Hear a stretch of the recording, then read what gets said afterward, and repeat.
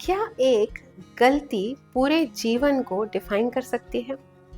सोचिए, कितने लोग अपनी लाइफ की शुरुआत अच्छे वैल्यूज, बड़े सपनों और नोबल इंटेंशंस के साथ करते हैं, लेकिन धीरे धीरे बिना समझे ऐसी आदतों और अटैचमेंट्स में फंस जाते हैं जिनके बारे में उन्होंने कभी सोचा भी नहीं था। कोई सोशल मीडिया सिर्फ 5 मिनट के लिए खोलता है और घंटों खो जाता है। कोई सिर्फ एक बार कॉम्प्रोमाइज करता है और धीरे धीरे वही कॉम्प्रोमाइज उसकी आदत बन जाती है।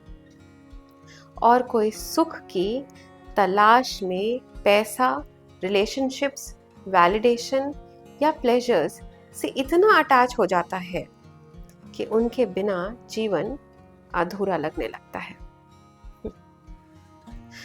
पतन अक्सर बुरे इरादों से शुरू नहीं होता, वो शुरू होता है एक छोटी सी असावधानी से। और इसीलिए श्रीमद् भागवतम की कथा का अजामिल उपाख्यान आज भी उतना ही रेलेवेंट है जितना हजारों साल पहले था।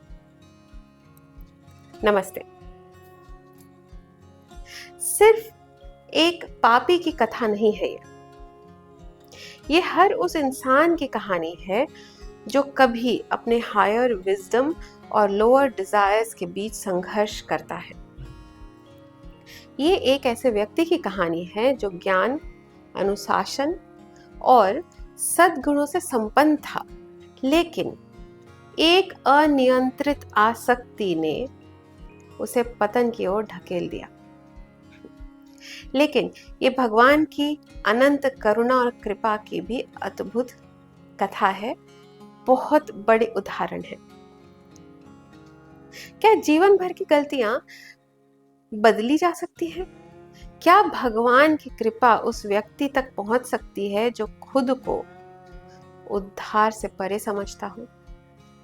और क्या भगवान हमें तब भी सुनते हैं जब हम उन्हें सालों तक भूल चुके होते हैं? इन सभी प्रश्नों का उत्तर मिलेगा अजामिल के इस अद्भुत कथा में। एक ऐसी कथा जो सिर्फ कर्म की शक्ति नहीं बल्कि भगवान की असीम दया और उनके नाम की महिमा को प्रकाशित करता है। अजामिल उपाख्यान 3 एपिसोड्स में अनफोल्ड होगा और हर एपिसोड में कर्म, धर्म, भक्ति और भगवान की अनंत कृपा को और गहराई से समझने का अवसर मिलेगा। जैसे ही श्रीमद् भागवतम का 6ठा स्कंद शुरू होता है, हमें राजा परीक्षित एक ऐसा प्रश्न पूछते हुए दिखते हैं जो हर इंसान के जीवन से जुड़ा हुआ है। अब तक वे स्वयंभू मनु के मनवंतर, प्रियव्रत और उत्तानपाद के वंश, सृष्टि की रचना, भूमंडल की रचना, स्वर्ग नरक के लोक और पुण्य पाप के फल का विस्तार, ये सब श्रवण कर चुके हैं। उन्होंने सुना था मुक्ति का मार्ग, भोग का मार्ग, जन्म और मृत्यु का अनंत चक्र और उन नरकों का वर्णन जहां अधर्म के फल भोगने पड़ते हैं। लेकिन ये सब सुनने के बाद उनके मन में एक और गहरा प्रश्न उठा। राजा परीक्षित पूछते हैं श्री सुखदेव जी महाराज से कि यदि पाप कर्मों का परिणाम इतना भयानक है तो मनुष्य उनके फलों से मुक्ति कैसे पा सकता है? ये सिर्फ एक दार्शनिक प्रश्न नहीं था, ये हम सबका प्रश्न है, क्योंकि हर इंसान गलती तो करता ही है। हर इंसान कभी न कभी गिरता है और हर इंसान के जीवन में कुछ ऐसा पल जरूर आता है जिन पर उसे पछतावा 100% होता है। इसलिए असल प्रश्न ये है, हम सच में अपने कर्मों के बंधन से मुक्त कैसे हो सकते हैं? राजा परीक्षित के प्रश्न का उत्तर देते हुए श्री सुखदेव जी महाराज ने एक अद्भुत सुंदर उदाहरण दिया। उन्होंने कहा, मनुष्य सिर्फ अपने कर्मों से ही नहीं बल्कि मन, वाणी और शरीर से भी पाप करता है। और अगर जीवन रहते इन पापों का सुधार और प्रायश्चित न किया जाए तो उनके फल भोगने ही पड़ते हैं। इसलिए रोग, वृद्धावस्था या मृत्यु के आने से पहले ही व्यक्ति को अपने जीवन का ईमानदारी से विश्लेषण करना चाहिए, अपनी गलतियों को पहचानना चाहिए और उन्हें सुधारने का प्रयास करना चाहिए। जैसे एक कुशल वैद्य पहले रोग की प्रकृति और गंभीरता को समझता है और फिर उसका उचित इलाज करता है, वैसे ही हमें भी अपने अंतर के दोषों का इलाज पश्चाताप, आत्मसंयम और आध्यात्मिक साधना से करना ही चाहिए। लेकिन राजा परीक्षित के मन में एक और गहरा प्रश्न था। उन्होंने पूछा, गुरुदेव, लोग जानते हैं कि पाप दुख का कारण है, वे जानते हैं कि गलत कर्म इस जीवन में बहुत कष्ट देने वाला है और अगले जीवन में भी, फिर भी मनुष्य बार बार वही गलतियां क्यों दोहराता है? वही आदतें, वही विकार, वही पाप उसे फिर अपनी ओर क्यों खींच लेते हैं? अगर व्यक्ति बार बार वही पाप करता रहे तो फिर प्रायश्चित का क्या अर्थ रह जाता है? अपनी बात को स्पष्ट करते हुए राजा परीक्षित ने एक अद्भुत और प्रभावशाली उदाहरण दिया। उन्होंने कहा, मुझे ऐसा लगता है कि ऐसा प्रायश्चित हाथी के स्नान जैसा होता है। हाथी नदी में जाकर अच्छी तरह स्नान करता है और साफ होकर बाहर निकलता है, लेकिन जैसे ही बाहर आता है वो अपने ऊपर फिर धूल उड़ा लेता है। इसी तरह अगर कोई व्यक्ति प्रायश्चित करे, क्षमा मांगे, लेकिन फिर वही इच्छाओं को पालता रहे और फिर वही गलतियां दोहराता रहे, तो क्या वास्तव में कुछ बदला? राजा परीक्षित की यह बात सुनकर श्री सुखदेव जी मुस्कुराए और बोले, केवल एक कर्म को दूसरे कर्म से मिटा देना समस्या का पूरा समाधान नहीं है। असली समस्या बाहर नहीं, अंदर है। जब तक हृदय में अज्ञान बना रहता है तब तक पाप की वासनाएं भी बनी रहती हैं। व्यक्ति कुछ समय के लिए अपने आप को रोक सकता है, लेकिन जब तक उसकी समझ और दृष्टि नहीं बदलती, वही प्रवृत्तियां फिर से उभर आती हैं। इसलिए सबसे बड़ा और सच्चा प्रायश्चित है तत्व ज्ञान, यानी परम सत्य की अनुभूति। श्री सुखदेव जी महाराज ने आगे समझाया कि जो व्यक्ति अनुशासन और साधना का मार्ग अपनाता है, उसका हृदय धीरे धीरे शुद्ध होने लगता है। तपस्या, ब्रह्मचर्य, इंद्रिय संयम, मन की स्थिरता, दान, सत्य, अंतर भय, पवित्रता और यम नियम जैसे साधनों के द्वारा अज्ञान और वासनाओं का बल कम होने लगता है।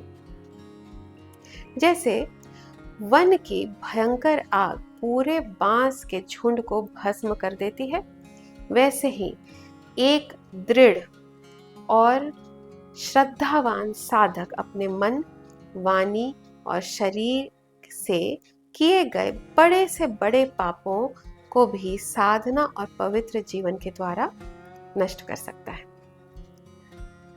लेकिन इससे भी ऊपर एक और रहस्य था। श्री सुखदेव जी महाराज बोले, बहुत अनोखे होते हैं वो लोग जो पूर्ण रूप से भगवान की शरण में चले जाते हैं। जो फल अन्य लोग वर्षों की तपस्या और अनुशासन से नहीं पा पाते, प्रयास ही करते रह जाते हैं, उसे एक सच्चा भक्त केवल भक्ति के बल पर प्राप्त कर लेता है।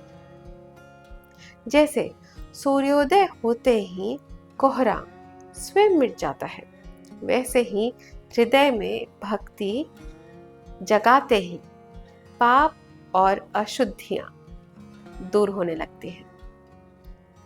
जब भगवान श्री कृष्ण के दिव्य गुणों पर आसक्त मन रूपी भ्रमर एक बार भी उनके चरण कमलों के मकरंद का रस चख लेता है, तब समझिए कि उसका सच्चा प्रायश्चित हो चुका। ऐसे भक्त भगवान की कृपा से सुरक्षित हो जाते हैं। यमराज के दूत उसे स्वप्न में भी स्पर्श नहीं कर पाते, और जब मृत्यु के दूत ही उसके पास नहीं आ सकते तो फिर नर्क की तो कोई बात ही नहीं है।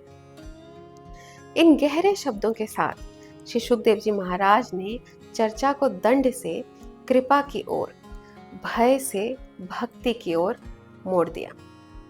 अब वे राजा परीक्षित को भगवान के नाम की अद्भुत महिमा और दिव्य करुणा का एक ऐसा परम ज्ञान, एक ऐसी कथा सुनाने वाले थे जो इतिहास में अमर हो गया। अजामिल की कथा। चलिए शुरू करते हैं। प्राचीन काल में कन्याभुज यानी आज का कन्नौज नगर में अजामिल नाम का एक ब्राह्मण रहता था। लेकिन जिस समय की कथा है तब तक अजामिल वह सदाचारी और गुणवान व्यक्ति नहीं रहा था जो कभी हुआ करता था। एक दुराचारी स्त्री के संग में पड़कर वह उसके प्रति इतना आसक्त हो गया कि धीरे धीरे उसका धर्म, उसका सदाचार और उसकी आध्यात्मिक साधना सब कुछ छूट गई। ये पतन एक दिन में नहीं हुआ। एक छोटा सा समझौता, फिर दूसरा, और धीरे धीरे वह पूरी तरह अधर्म मार्ग में भटक गया। अपनी इच्छाओं और उस स्त्री के कुटुंब का पालन करने के लिए अजामिल ने पाप का मार्ग अपना लिया। कभी वह रागीरों को बंधक बनाता, उनको लूटता, कभी जुए और छल कपट से लोगों का धन हार लेता, और कभी चोरी करके अपना गुजारा करता। अब उसे दूसरों के दुख से कोई मतलब न था। उसका पूरा जीवन भोग और परिवार के पालन में सिमट गया था। दिन वर्षों में और वर्ष दशकों में बदल गए। उस स्त्री के साथ रहते हुए उसने उससे जन्मे बच्चों का पालन पोषण किया, और देखते ही देखते उसकी आयु 88 वर्ष की हो गई। अजामिल के 10 पुत्र थे, लेकिन सबसे छोटा पुत्र उसके हृदय के सबसे करीब था। उसका नाम था नारायण। वृद्ध अजामिल का पूरा हृदय उस बालक में बस गया था। उसकी तोतली बातें, उसके मासूम हंसी, उसके बचपने, सब कुछ अजामिल को अनंत आनंद देते। धीरे धीरे ये प्रेम इतनी गहरी आसक्ति में बदल गया कि अजामिल का मन हर समय उसी में लगा रहता, और इसी मोह में बंधा हुआ अजामिल एक सच्चाई को भूल बैठा। एक ऐसी सच्चाई जो हर जीव के जीवन में निश्चित रूप से आती है। मृत्यु उसके बिल्कुल निकट पहुंच चुकी थी, और एक दिन वह क्षण आ ही गया। 88 वर्ष तक साथ देने वाला अजामिल का शरीर अब अपनी सीमा तक पहुंच चुका था।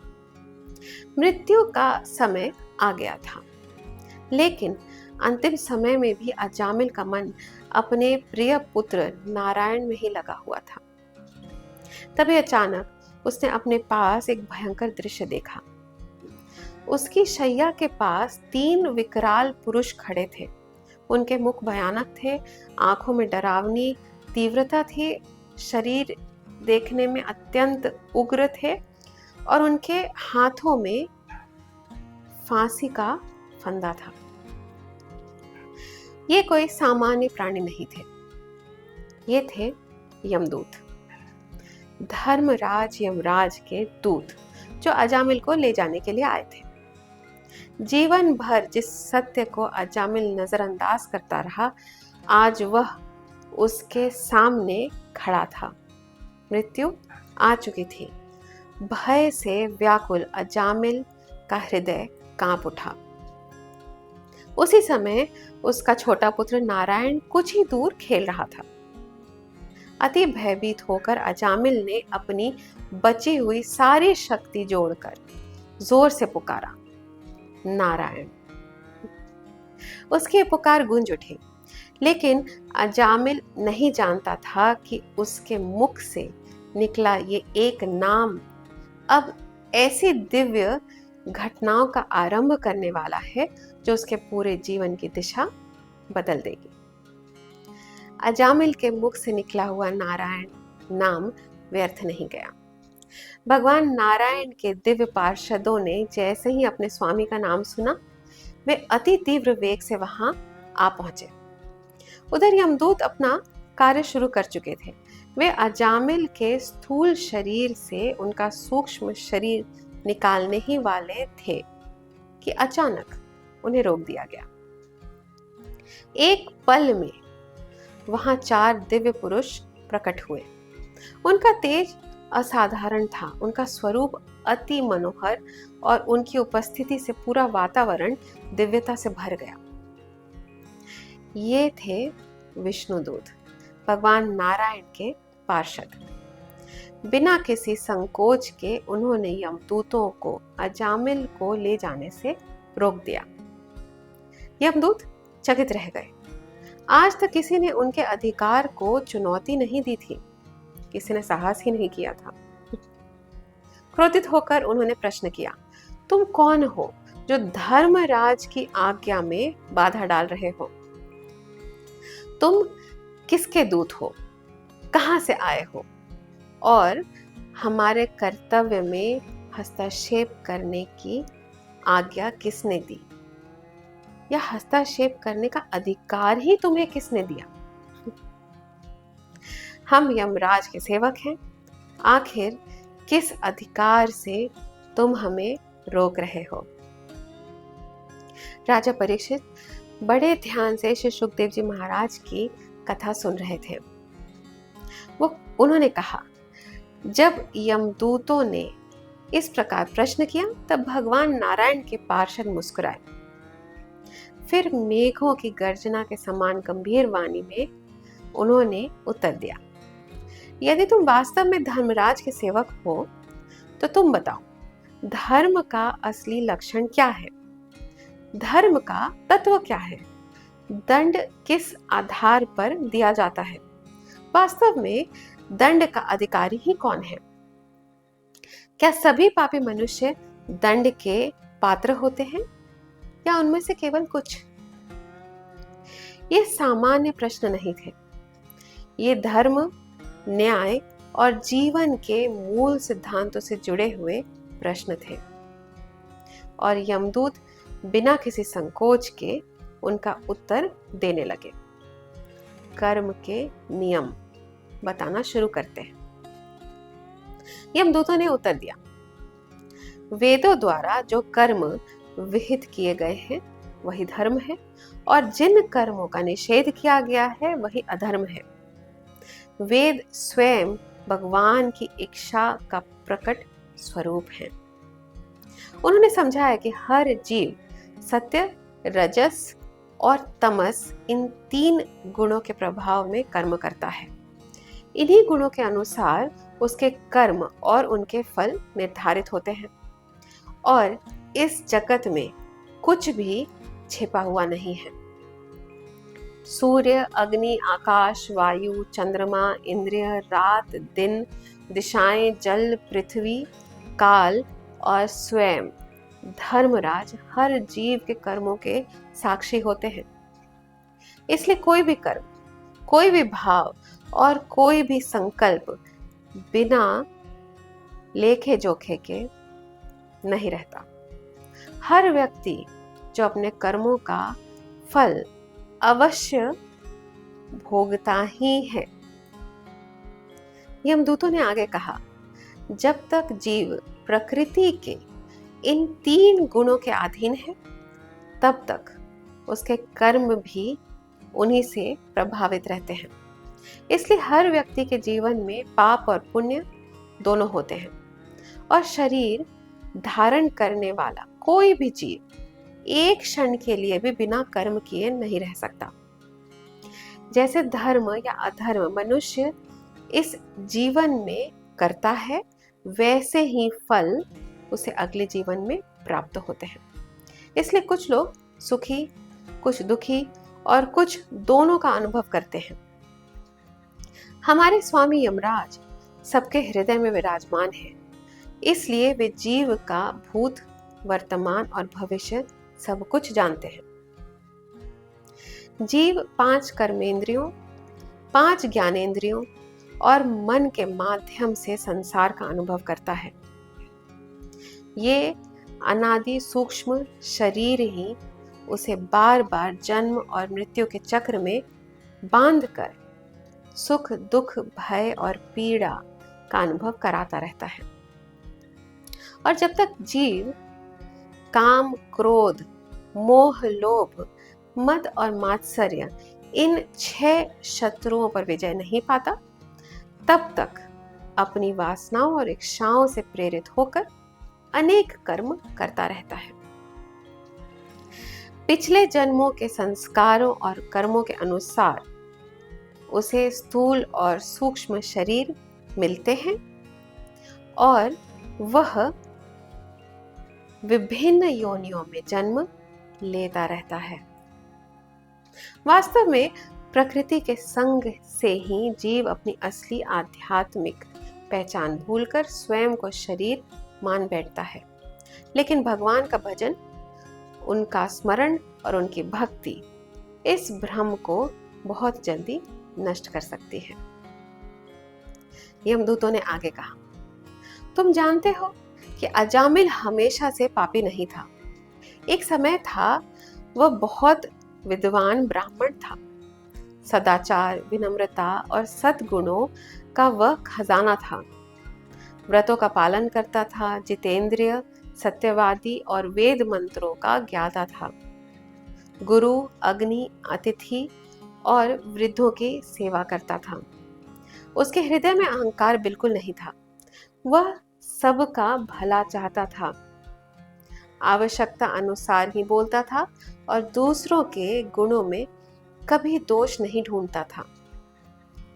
लेकिन एक दिन पिता की आज्ञा से वन में फल, फूल, समिधा और कुश लेने गया। लौटते समय उसने एक नशे में डूबे हुए शूद्र को एक दुराचारी स्त्री के साथ देखा। उस दृश्य ने उसके मन को हिला दिया। अजामिल ने अपने ज्ञान और संयम के बल पर मन को रोकने की बहुत कोशिश की, बहुत प्रयास किया, लेकिन वह असफल रहा। धीरे धीरे उसका विवेक, उसका सदाचार और उसका शास्त्रीय ज्ञान कमजोर पड़ने लगा। उसका मन उस स्त्री में उलझ गया। उस स्त्री को प्रसन्न करने के लिए वह सुंदर वस्त्र, आभूषण लाता और उसकी हर इच्छा पूरी करता। धीरे धीरे उसने अपने पिता की संपत्ति भी उस पर लुटा दी और इतना आसक्त हो गया कि अपनी युवा, कुलीन और धर्म पत्नी तक का त्याग कर दिया। कामना से अंधा होकर अजामिल ने धन कमाने के लिए सही गलत हर रास्ता अपना लिया। उसका पूरा जीवन उस स्त्री और उसके परिवार के पालन पोषण में लग गया। शास्त्रों की मर्यादा को तोड़कर वह अपनी इच्छाओं का दास बन गया। सज्जन लोग उसकी निंदा करने लगे। उसका पूरा जीवन पाप में डूब गया और उसने अपनी किसी भी पाप का कभी भी कोई प्रायश्चित नहीं किया। इसलिए अब हम इस पापी को धर्मराज यमराज के सामने ले जाएंगे। वहां यह अपने कर्मों का उचित फल भोग कर शुद्ध होगा। अगले एपिसोड में हम देखेंगे कि भगवान नारायण के दिव्य पार्षदों ने यमदूतों के इस निर्णय को किस प्रकार चुनौती दी और कैसे धर्म, न्याय, भक्ति और भगवान के नाम की अद्भुत महिमा का रहस्य प्रकट हुआ। अजामिल की कथा हमें याद दिलाती है कि पतन एक दिन में नहीं होता। एक विचार से शुरू होता है, आसक्ति में बदलता है और धीरे धीरे हमारी किस्मत का रूप ले लेता है। जिन चुनौतियों और आदतों को हम बार बार दोहराते हैं, वही हमारा जीवन बन जाता है। लेकिन इस कथा का सबसे सुंदर संदेश ये है कि हमारी सबसे बड़ी गलती भी भगवान की कृपा से बड़ी नहीं होती। दुनिया हमें हमारे अतीत से पहचानती है, लेकिन भगवान हमारे अंदर छिपी संभावना को देखते हैं। इसलिए अपने मन की रक्षा कीजिए। आसक्ति को जड़ पकड़ने से पहले पहचानिए और सबसे बढ़कर भगवान की कृपा पर कभी संदेह मत कीजिए। लेकिन अभी एक प्रश्न बाकी है।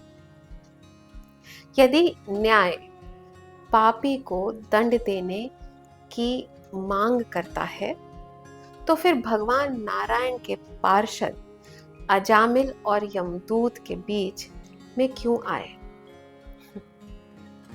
ऐसा क्या था जो विष्णु दूत ने देखा लेकिन यमदूत नहीं देख पाए? और क्या भगवान की कृपा कर्मों से लिखी हुई किस्मत को भी बदल सकती है? इन सभी प्रश्नों का उत्तर मिलेगा अजामिल उपाख्यान के आगे के एपिसोड्स में।